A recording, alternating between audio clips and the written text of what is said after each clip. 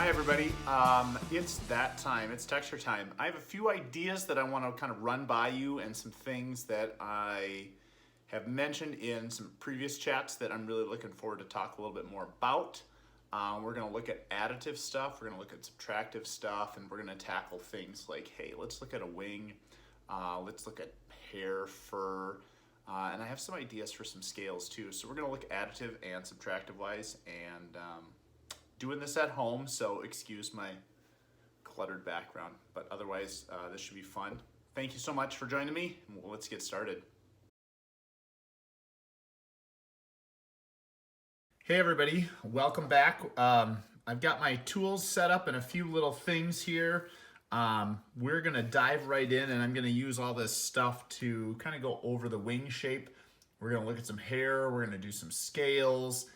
And although I may not say like this is for a particular animal, I really want you to think about how this might apply to your specific animal. So I'm gonna move some of these things off, but I just got a pencil, excuse me, I have a paintbrush. I have a couple of little popsicle sticks. This one I cut the edge a little bit differently. This one kind of has a point. I'll show you what I'm gonna use those for in a little bit. I've got this thing, it's a scraper. I'm going to use it in a way that I would use kind of like my scratching tool to scratch up the clay and give it some texture. I have a small little loop tool that I'm going to use kind of lightly, and this tool is actually a trimming tool that I have bound wire around. It actually works really well to create some textures. I'm going to show you that. But we're going to go ahead and get started on this wing. So I've kind of done this, I've started this already. I've cut a general wing shape, and a couple of things I really paid attention to is a tapered thickness. Now, a wing is not going to be as thick on the edge as it is where it attaches to the body. So I imagine this is going to attach, and I left it kind of thick so you could see a couple of things that I'm going to consider when I trim this edge here is I want a lot of meat here. Not meat, but clay, you get what I'm saying. A lot of clay here so that it attaches to the body. I want a nice strong connection. So I may go back in and really kind of push down into that, and I can go back and sculpt and model these so it's a little bit cleaner. I could even thin this out if I wanted to make it even a little bit bigger. But one thing I want to pay attention to is the thickness. So I'm going to just pinch, and I'm speaking thickness specifically to the edge. Here's a little trick. If I pinch the edge, it makes the wing look a lot thinner than it really is. Like, I haven't changed the thickness of it, but what I have changed is the edge. So if I look here versus here, the thickness hasn't really changed, but that edge has. So I'm gonna pinch that same edge on the bottom, and that's kind of a good start. Now, I just went for kind of this wing shape. I would encourage you to research and look at other types of options. But I also made some coils because I made a couple of examples earlier. And one thing I like is to kind of emphasize the structure, that there is some elements that kind of stick out a little bit more. So this is one thing I'm doing, and I just added a little bit of water. Kind of remember that because the clay is really soft, I'm gonna leave that clay just with a little bit of water. I'm gonna work that in. Now, my fingers are gonna make this a little bit of a mess, so this is where I might take my popsicle stick and get in there and add that a little bit more. I'm really thinking about the bone structure while I'm doing this. Believe it or not, those birds have tiny little like bones inside their wings that allow them to open up and close. One thing I'm doing right now is I'm just making sure this coil is really well blended. I can go back and do the same thing here later, but for the sake of our demonstration, I'm not going to worry too much about finishing because that just takes a little bit of time, and to do that a little bit later. So there may be other parts, like another piece, because this can fold like an accordion.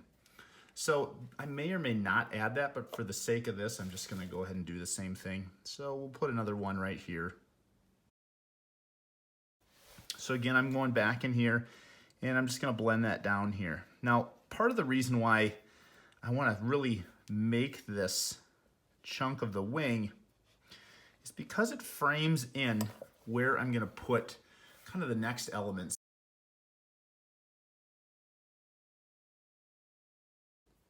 So for this, what I'm gonna do is I'm just shaping the end of a little coil. I am going to brush on a little bit of water in the area that I'm working so that the clay will stick. And then I'm just gonna push down and I'm gonna smudge. So it's not super complicated, but I'm gonna do that a whole bunch of times.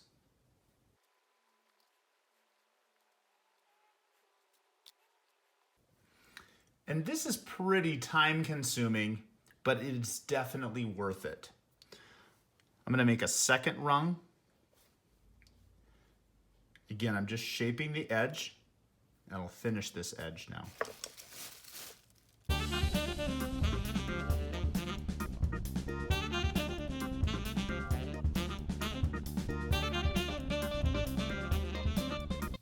So I'm gonna stop right here. I could go all the way, but that's gonna create a really beautiful texture. Again, I'm just gonna take a piece of clay, I'm gonna kind of fit that point so that it matches these points. I'm gonna add water back here so that it just swipes and wipes that right on there. Now that's one way I can do it. I could do something similar where I could actually impress. And so what I was thinking of, could I use something like this? Where I cut this already. I'm gonna hold this in my hand so you can see it a little bit better. But there's kind of some different elements if I alter these. And you know, this looks a little bit more, well, it's maybe not quite as organic as I want. But what I can do is I can kind of go back and maybe I do a little bit of both. You know, maybe I kind of push some of these or I dig some of these out. I'm just trying to make these a little bit more realistic. So I can either add, I can subtract, or I can do a little bit of both. So this area is really time consuming, but I think it makes a really beautiful surface. This may work for you, but it might not be the surface you want. Last little thing too is I like to put a little bit of bend in the wing. You know, wings are gonna be the tool for a bird to fly. So do you want them to appear like they're moving, or do you want them just to be like straight out and rigid? Seems kind of boring to me. I kind of like the, you know, they're wrapping their arms or their wings around something. But we're gonna move on, and I've set this little slab here because we're gonna look at a couple of different ways to build hair. So the idea is hair has chunks. So if I think about these chunks, and you know, there's gonna be areas that are a little bit raised here, so I'm just kind of grabbing clay. Special note about the clay that I'm using today. This is actually the clay, and it's a little bit soft. This is actually the clay that I used in my COVID recycling video. So this is that same clay that was all dried up. So I had chunks. And I'm just trying to think about that there's patches. So there's gonna be high spots and low spots. And I'm adding a bunch of little chunks. And I'm gonna use this for a few other little things, but I'm just trying to smudge this in, and I'm adding it to the areas that I added water to. So I have to think about hair.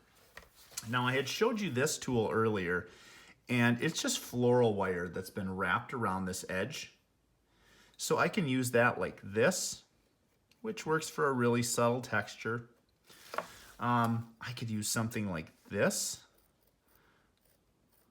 which kind of works nice and aggressively. You know, I could do something along that same thing with this element that I have.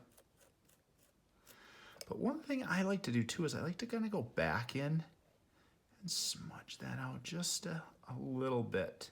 Because what we're trying to do is just give it the idea that this is hair. We don't need to see everything. So if we continue building this up, you know, sometimes you might have hair that is like standing up.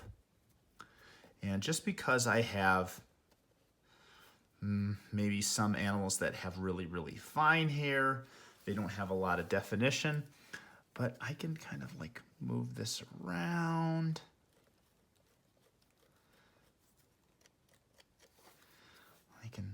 think about how they might have hair that all goes one direction.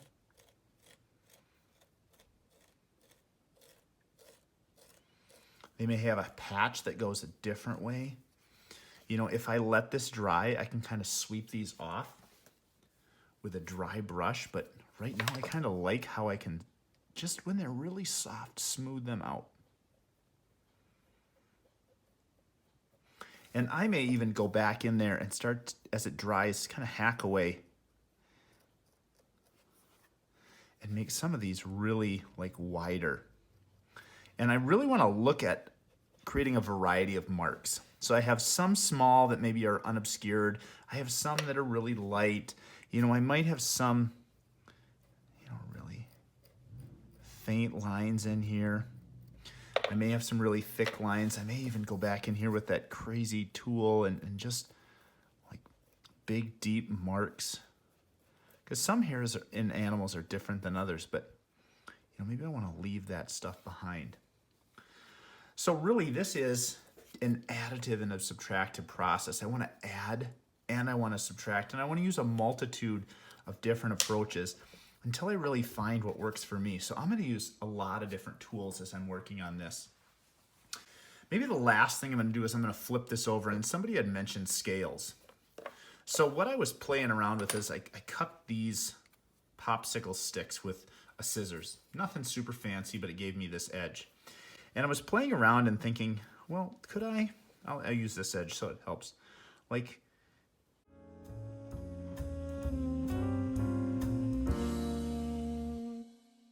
this gives me a much more like sharp corner. But what if I do something like this?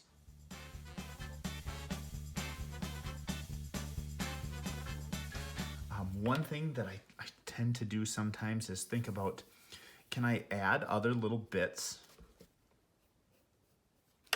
Again, like I said before, you might add something like this, and this is one of my favorite ones. It's kind of like a suction cup. I can add things like that. But try, if you have one of these popsicle sticks at home, try some different techniques. Kind of arrange that and go back, and oh, I kind of like that now. And maybe I want it to be a little rougher, so after I do this, I might go back and maybe add some little smudges to that. And that's a beautiful, rich texture that's going to do a lot of stuff later. So, my whole goal was to start looking at areas of what I could do with wings, and I could add feathers, and I'm adding, and I'm kind of impressing with some tool that I've created. And really, these are nothing fancy. I've been working on creating hair by adding clay, then maybe subtracting using some tools, maybe adding some other texture once I go back. And always know that the clay is going to take texture at different ways at different moisture levels. So once I made my hair, we kind of looked at some different ways in which I could use impressions to make some scales.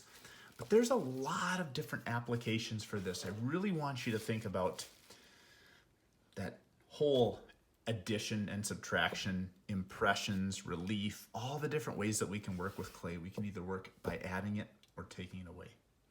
I'm going to try to edit this down. It got a little bit long, but thank you for hanging out with me, and I appreciate your thoughts and your feedback as we explore texture. Have a great day. Bye-bye.